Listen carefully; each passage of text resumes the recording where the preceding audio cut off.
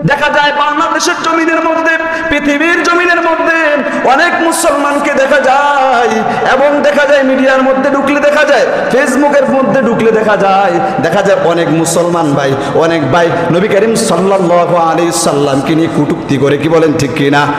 নবীজি সাল্লাল্লাহু আলাইহি সাল্লামকে নিয়ে কটূক্তি করে কিনা বলেন? আমরা মসজিদ থেকে ঘোষণা করে দিতে চাই, জুমার মসজিদ থেকে ঘোষণা করে দিতে চাই, আমার রাসূলের শানে যদি কোনো ব্যক্তি কটূক্তি করেন, আমার রাসূলের শানে যদি কোনো ব্যক্তি বেয়াদবি করেন, তাকে বাংলার জমিনের মধ্যে জায়গা দেওয়া হবে না, কি বলেন ঠিক কিনা? বাংলার জমিনের মধ্যে তাদের স্থান হবে না, এবং পৃথিবীর মধ্যেও তাদের স্থান হবে না।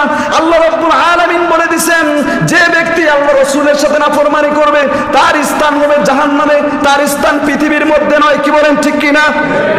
এই জন্য মুসলমান, আল্লাহ রাসূল সাল্লাল্লাহু আলাইহি সাল্লামের সাথে নাফরমানি করা যাবে না, আল্লাহ রাব্বুল আলামিনের সাথে নাফরমানি করা যাবে না। তাহলে যদি নাফরমানি করা হয় তাহলে আল্লাহ রাব্বুল আলামিন জাহান্নামের মধ্যে দিয়ে দিবেন।